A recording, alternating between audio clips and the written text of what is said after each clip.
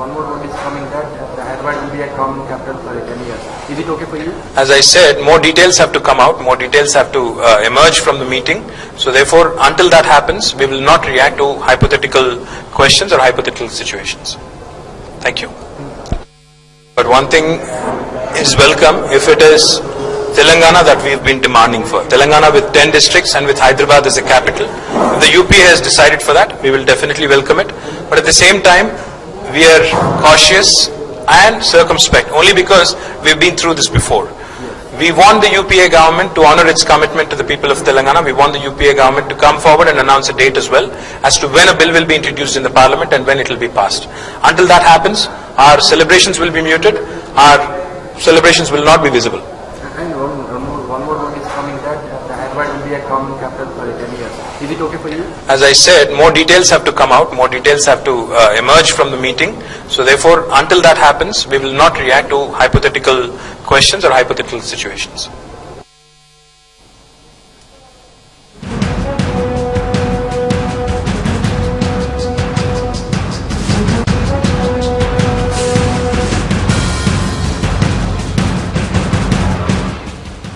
దీనికి సంబంధించి మరిన్ని అప్డేట్స్ మా పొలిటికల్ ఎడిటర్ రామచంద్ర అందిస్తారు. రామచంద్ర,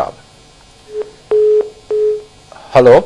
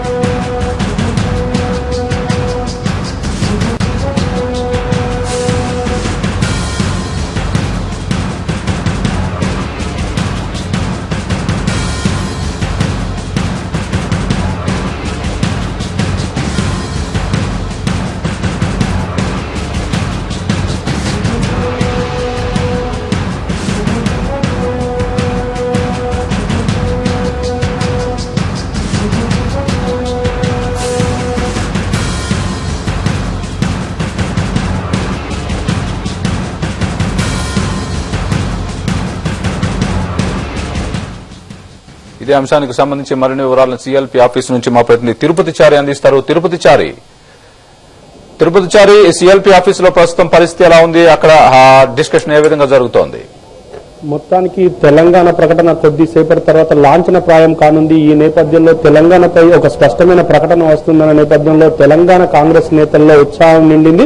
అయితే యూపీఏ కోఆర్డినేషన్ కమిటీ సమావేశంలో ఏకపక్షంగా తెలంగాణ ఏర్పాటుకు అనుకూలంగా నిర్ణయం తీసుకోవడంతో కాంగ్రెస్ శ్రేణులు ఆనందంలో మునిగి తేలుతున్నాయి. మరోవైపు ఇప్పుడు కాంగ్రెస్ నేతలు కూడా మనకు అందుబాటులో ఉన్నారు.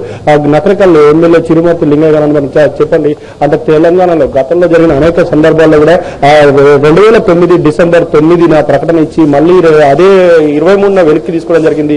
ఈసారి అలాంటి పరిణామాలు ఏమైనా తలెత్తే అవకాశం ఉందా?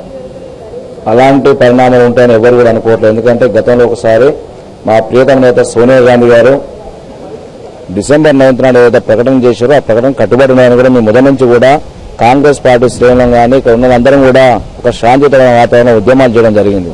గత 60 సంవత్సరాల కళ నెరవేరబోతుంది. ఈ రోజు మాకెంతో ఆనందంగా సంతోషంగా ఉంది. అసలు నిర్ణయం అనేది ఉండదు. ఒక అడుగు ముందుకేసే రోజు సీమాంధ్ర నాయకులు ఇంతమంది ఒత్తిడి చేసి రాజీనామాను ఏదైనా కూడా నిర్ణయం తీసుకోకుండా ఒక మంచి శుభ పరిణామం ఈరోజు తెలంగాణ ప్రజలకు ఇవ్వబోతుంది.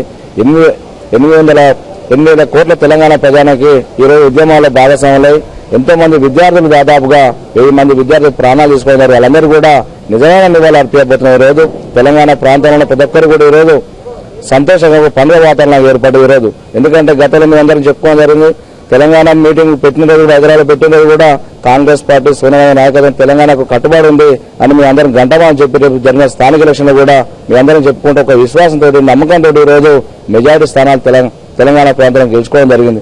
అదే ఆంధ్ర ప్రాంతాలు చూస్తే గత 4 సంవత్సరాల కూడా అనేక ఉద్యమాలు నడుస్తున్నాయి. ఇక్కడ నిధులేయకుండా సీమాంధ్ర ప్రాంతానికి పెట్టుకుంటే మరి ఈ రోజు అక్కడ జరిగిన పరిణామం ఏందో మీ అందరూ తెలుసు. ఈ రోజు సోనియా గాంధీ నాయకత్వంలో 2014 ఎలక్షన్లు కూడా మరి ఇక్కడ భారీ మెజార్టీతో పార్లమెంట్ సభ్యులు కానీ ప్రభుత్వం కానీ మంచి మెజార్టీ వాళ్ళ నాయకత్వం ఏర్పడి రేపు రాహుల్ గాంధీ గారిని ప్రైమ్ మినిస్టర్ చేయాలనే ఆలోచనతో ఈ రోజు కాంగ్రెస్ పార్టీ శ్రేణులు నిర్వహిస్తారు. ఈ రోజు సోనియా గాంధీ గారు ఇచ్చిన నిర్ణయానికి